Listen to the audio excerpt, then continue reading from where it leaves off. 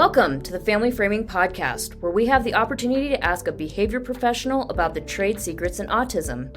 We have Andrea Matthews with us today, who is a board-certified behavior analyst with many years of clinical experience with behavior treatments. We have a question from a parent today, and we'd like to explore this with you a little bit. My pleasure. What's our question today? Today's question: I take my son who knows only a few words to the store. He does okay until I put meat into the cart, and then he wants to play with it and poke it. When I remove it, he screams, cries, and throws things out of the cart. This happens almost every time, and I don't know what to do. Sometimes he even throws my phone, so I can't give that to him anymore for fear of it breaking. What are your thoughts on this one? Yeah, I think that this is a really common thing. Rarely have I met a parent where the grocery store wasn't, for one reason or another, an excellent reason for a lot of exacerbation. Sure. So I think that, who doesn't want to poke the meat? I remember doing that when I was a kid. You know? So I get it. I get it's his squishy. desire. It's totally something fun to interact with. Absolutely. So can't blame him for that. So my first thought, my go-to is so if this happens every single time, this is one of those behaviors that we can plan for, and that's nice, because if you can plan for it, you can make yourself a nice protocol that you can follow to reduce that behavior. But also you can plan of what behavior do we want to take the place of this? So I have a lot of parents who will just essentially give up and be grocery stores are so hard for XYZ reason. He's just not coming to the grocery store with me. And yeah, you can do that. And that's going to make grocery store shopping a lot nicer. But you kind of miss out on that opportunity to teach a whole bunch of appropriate behaviors, grocery store behaviors to your child. And I think as a parent, one of the greatest joys that you have is being able to find success in teaching these things. As a parent, one of your main tasks, your main jobs is to be a teacher for your child. And so I think that there's simple ways that you could go about this that would enable you to find a lot of success really, really quickly. Mm-hmm. But one of the first things that I would definitely counsel, this parent would be, plan on this happening next time you go to the grocery store. And I don't know if you shop with a spouse maybe, or, you have the ability to, have them in a different compartment than where you put the meat. But if that isn't all a possibility for you, I would suggest having him in a different cart than the one that you're putting the meat in. If you were taking him by yourself, then I would recommend, as part of your plan of, hey, I know that my kid is going to have this problem behavior when I take away this really fun toy that is meat. And maybe you just have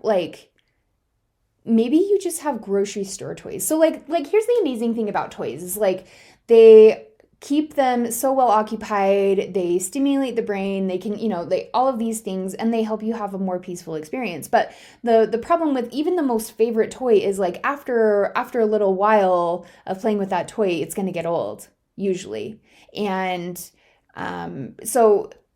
or they're going to want to do other things that are more novel or new. And so I would recommend maybe you go to the grocery or the dollar store. Just go to the dollar store and pick up some maybe 4 or 5 funky little toys that they have there that are appropriate for them to play with. And you have them in a bag that is your grocery store toy bag. They can't have access to these toys unless they're at the grocery store. And you go through the grocery store, and as they get tired of one, you give them another one to explore and play with and take their time with. And pretty soon you've gone through almost the whole store. They don't even realize the meat is in the cart, and you've had a pretty tremendous experience. This also can help with a lot of other, they wanted a candy bar and they can't accept no, and all of those things. Sometimes we're, if you're no, we can't have a candy bar, but oh, look at this other toy that I have for you. And it's this toy that they've never seen, and it's theirs for grocery store time. That can become a really enriching experience for them, where it can teach them Grocery store time is a time for me to play quietly while mom and dad go through the store. And then as they get older, you can teach more, they're too old for the cart now. Maybe you can teach them to like help pick out bananas, or I don't know, whatever it is. But you have that foundation of like the grocery store is a time for quiet play.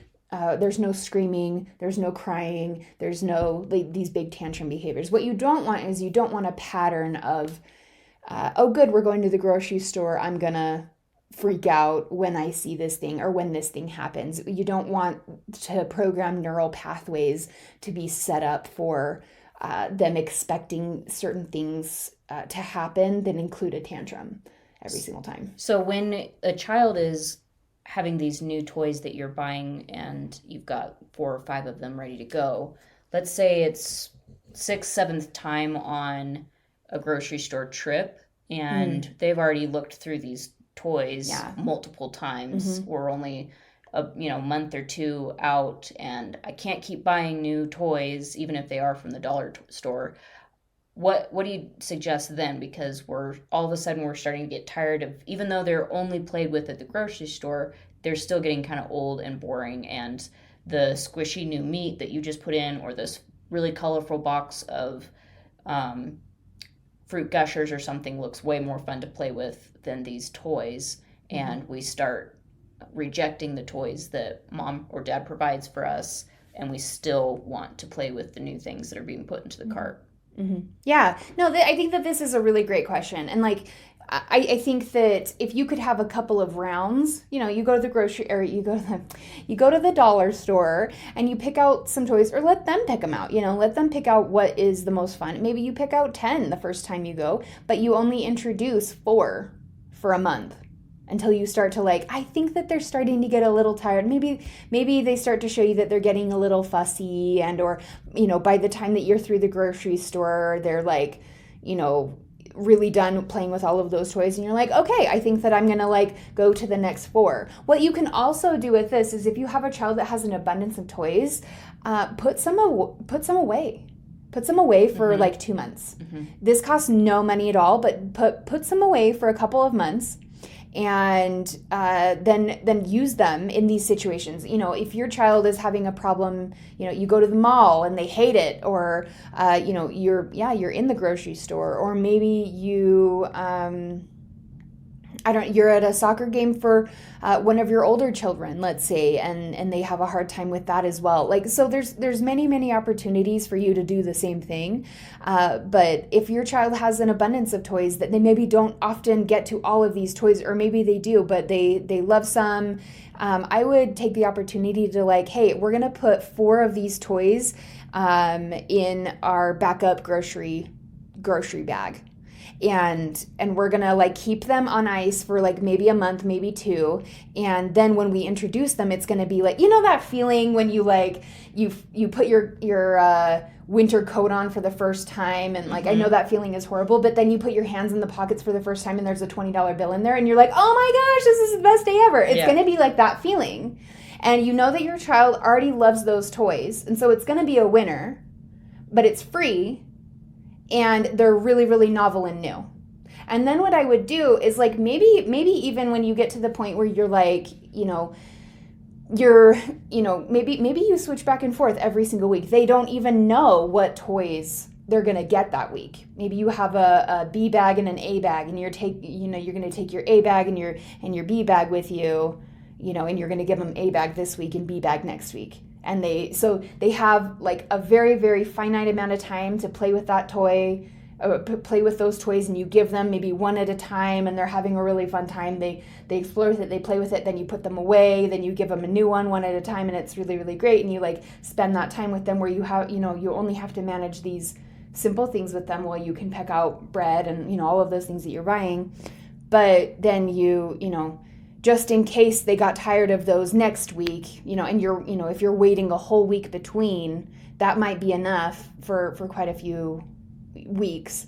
But then you introduce B bag that, they also haven't seen in 2 weeks at least. And, then you're doing the same thing where you're introducing one toy at a time. You're letting them have fun with that. You're letting them play with it. they're having a grand time. When you notice that they, need to transition, it's awesome. You take it and you offer them the next toy at the same time. I don't know. I mean, and there might be some kids where like this is, maybe there is not a whole lot of things that they're interested in or a lot of toys that they want to play with. And so maybe this wouldn't work for every child. Another thing that I thought of that was kind of interesting is like if they kind of like that, but like what's wrong with taking Play-Doh to the store? Like, you know what I mean? Like the meat is kind of like that Play-Doh sensation and they like poking it and like all of that stuff. Okay, well take something that's really similar that they can have free access to. You know what I mean? Like like take some squishy putty, you can get that at the dollar store too. So like you don't have to be spending a lot of money. You might have these items already in your house, or you can make them even with items that you have just, in your craft drawer.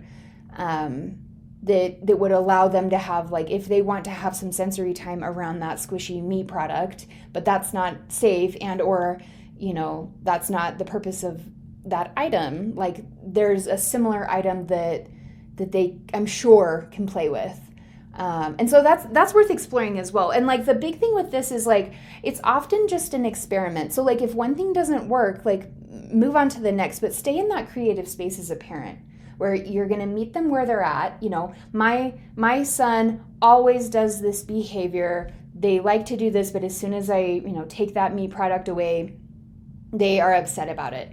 So like stay in that creative space, stay in that neutral space. Don't let yourself get into that hopeless despair stuff where you're floundering and not able to problem solve. But like really like my son likes to do this right now. What's an alternative that is going to meet that need? And you might find yourself having a lot of success with some Play-Doh or some slime if they really like that sensory feeling. Or, having A week and B week toys that they don't have a lot of access to that are kind of special and new and novel and not often played with.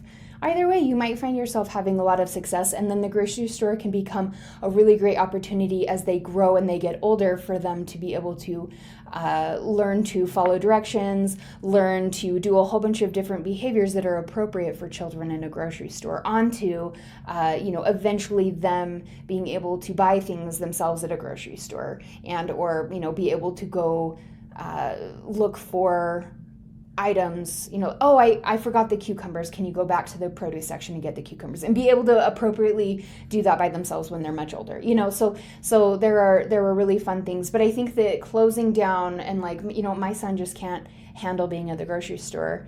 That might save you a lot of time and effort in the beginning, and you won't have to, listen to a screaming child, and you won't have to, bear people looking at your screaming child and sure, all of that stuff. Nobody likes that. Yeah. But you have to ask yourself, like, what do you really want?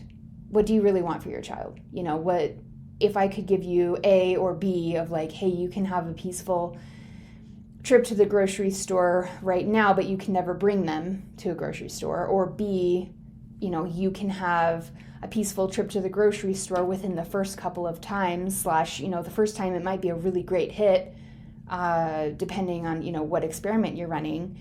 And you get to take them to the grocery store, and you get to like eventually teach them that like appropriate grocery store behavior is quiet, respectful behavior. And so you've mentioned also this might be for an older child if they're in the line and they want a candy bar and you are trying to substitute with this toy that you have set aside ready to go.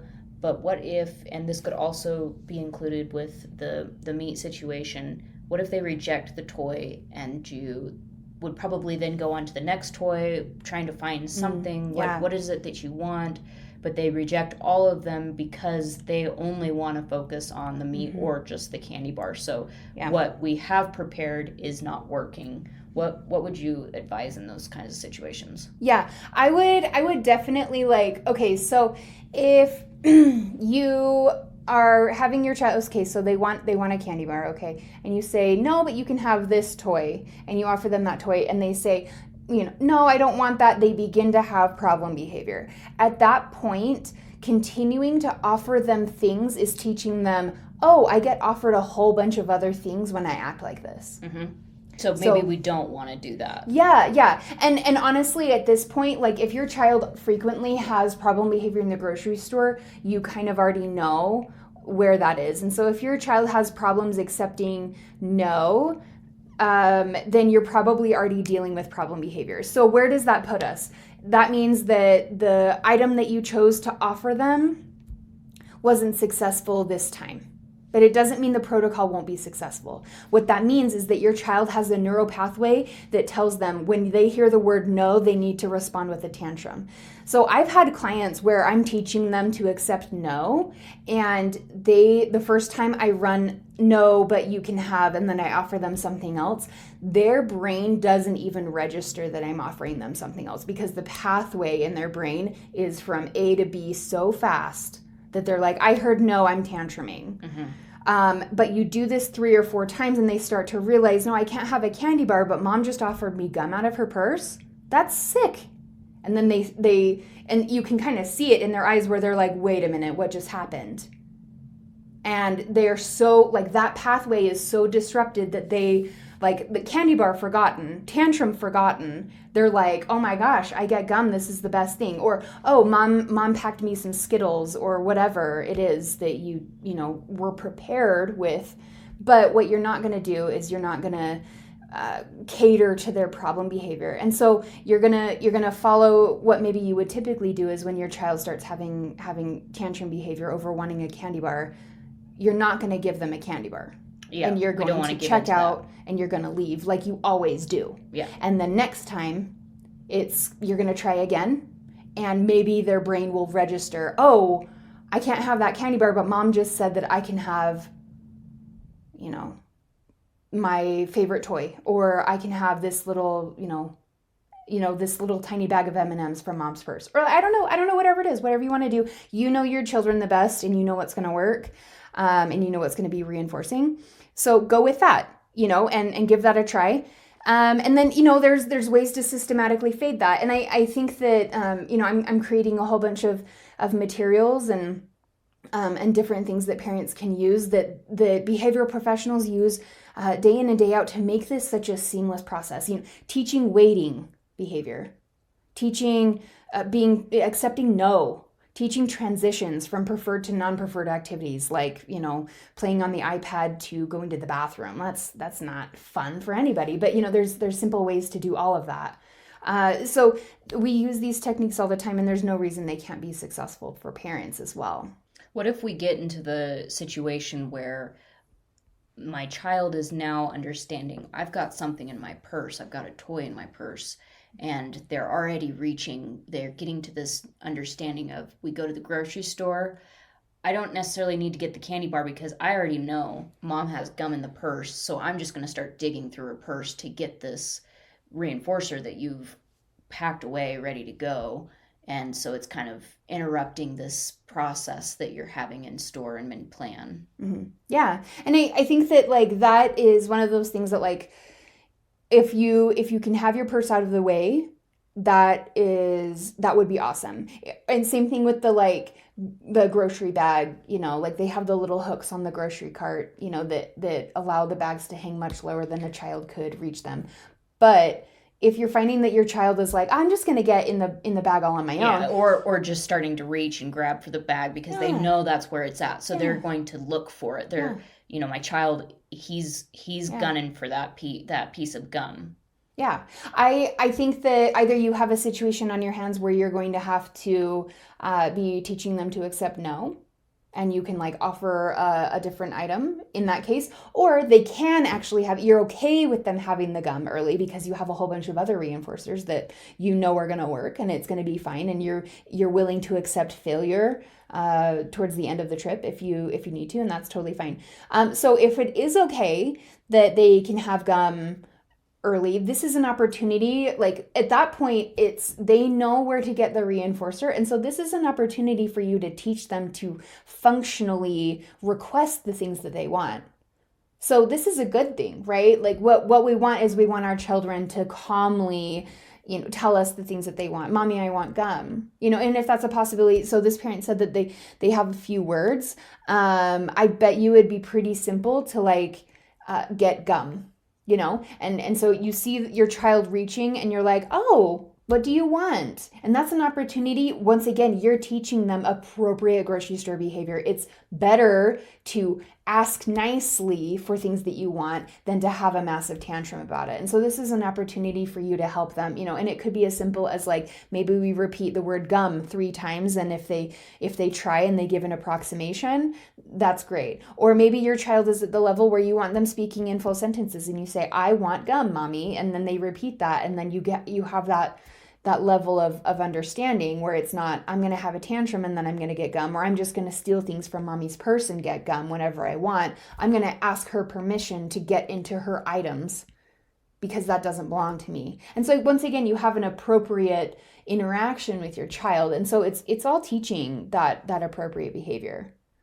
Right. You know what I mean? Yeah. So like taking that opportunity, and then if they're like, hey, gum was gonna be like my grand finale, it's okay. That's okay. Like that's fine. We used it to teach another equally important behavior. And if we end up, failing towards the end when they want a candy bar and they already have the gum in their mouth and nothing else is working, well, there's always next time. Yeah. There's always next time. And so we go back to the drawing board of like, okay, well, I'm going to have gum and Skittles. So when the gum is done, then I also have a couple Skittles or a Starburst or something that, I don't know. And if your child is motivated by food, then that's great. And you can do that. So it's not a cause for like, oh no, now my plan is like ruined and my grand finale is always whatever. I don't know, whatever you want to think. This is a good thing. This is progress. This means that your child's neural pathways are like, mom has a magic bag of funness that she gives to me as long as I am being respectful and I'm not throwing a massive tantrum. This is a good thing. Mm-hmm. So like treat it as such. And then if you need to kind of revise your plans as you go, like let it flow, let it go with what your child is able to do right now, and just like expect just like a baby step above that and help them want to take that step. Yeah. And with the little time we have left, final question on this is, big problem behavior starts. They are not accepting any of the toys. We're just having a bad day. They wanted the meat. I said no, but you can have this.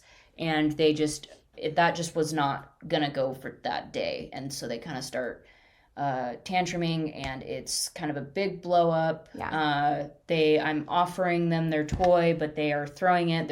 It's full blown tantrum. Yeah. Because I did say no, and it was just not a good day. We were tired or something happened. Yeah, sure. And we just need to know what would be a good tip or trick on how to calm that behavior or to tame the tantrum. Yeah.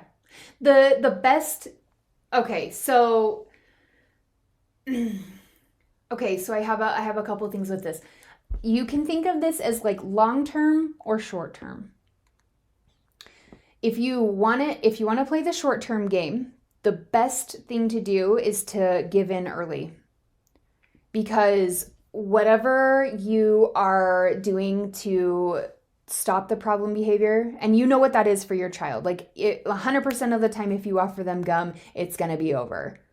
Or they ask to do this thing, they ask for the candy bar, and they start to have a tantrum, and you know that if you give them the candy bar, the tantrum's gonna stop. Okay, so the first thing, if you're playing the short-term game and you don't really care about the consequences in the future, and you just need that problem behavior to end, I would suggest giving in very early, like before anything. Like before they start hitting themselves, before they start hitting you, before they start kicking, whatever the tantrum behavior looks like as soon as if you're just like, you know what, we are almost done. We are at the checkout right now and it is just not worth it to me. Like I've gone through all of my toys, all of my other reinforcers, and he is just so cranky right now. He missed his nap. I don't know, whatever it is. And you're just like, I just don't have time for this. I have a massive migraine, whatever's happening. Plan to give in early.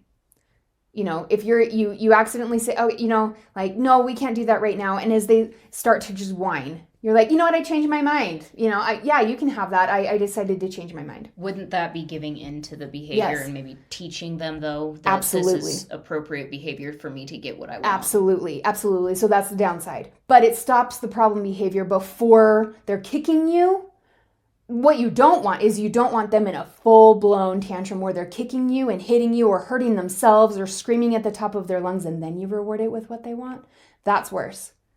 It's easier to reward the whining if you just do not have another option than it is the full-blown, like, tornado awfulness that they're capable of.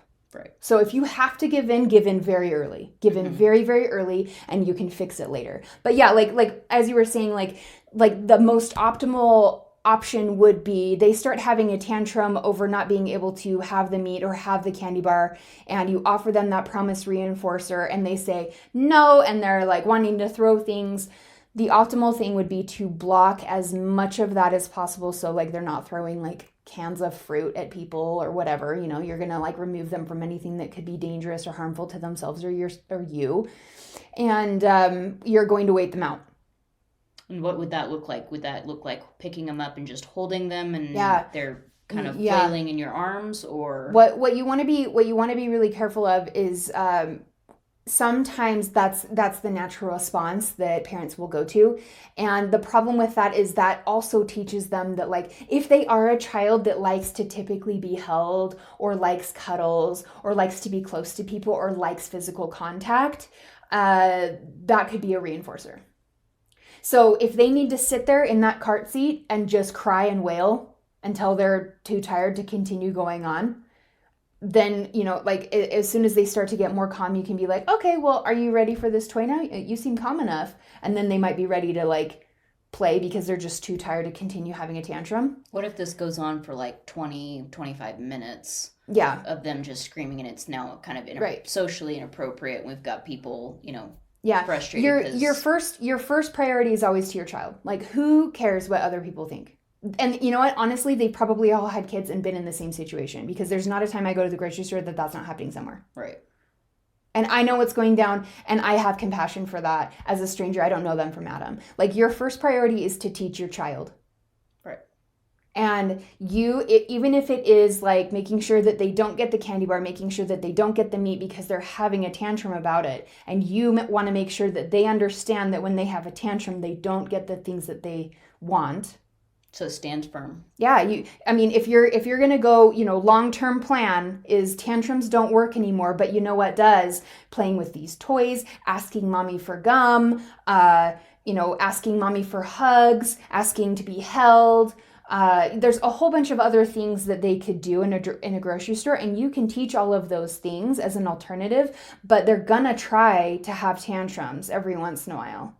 And it's going to happen. And so your first priority you need to decide beforehand, who's more important, what these strangers think about my kid and I'm probably never going to see him again, or me teaching my child that right now, like, tantrums in the grocery store is just not serving them. It just makes them tired and it doesn't get them anything. Right. And so final thing on that would be just hold out, and this probably will not be a solution that gets fixed in the first handful of times, right? So we don't want to just like expect that, this will solve the problem the first or second, maybe even third, fourth, fifth time at the grocery store. So this will possibly, and every child is different, of course, but this will possibly take a long time, especially if possible behaviors have been kind of ingrained. And reteaching stuff, it'll take time and effort, and it'll be hard. And or you might do this for the first time, and all of those toys are going to be novel, and or this is the first time they've been able to play with toys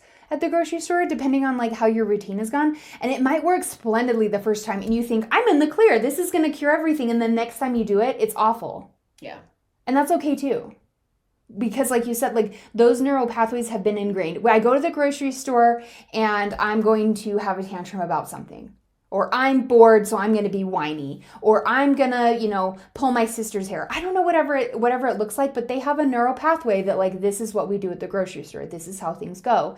And it might take a couple times for them to to break out of that and realize, hey, there's a better way to go about things. I can just play with all these cool little toys, and if I want gum, I can ask mommy for gum, and or whatever it is that you're trying to retrain. But yeah, like just because it doesn't work one time doesn't mean it's not going to work in the long run. But like staying consistent and staying prepared and like sticking with your kid where they're at and not getting lost in like, I wish they could just be perfect at the grocery store already. Yeah, you're going to get there. You're going to get there. Yeah. But you can't expect your child to just jump there. Yeah. You know, you need to be where they're at, and you need to be problem solving from where they're at. Otherwise, it's just difficult. Right. It's too difficult. Perfect. Thank you so much for your help today with this question, Andrea. For listeners, thank you so much for tuning in, and keep an eye out for weekly episodes where we will continue to talk about autism topics and behavior tips, tricks, and solutions. See you next time.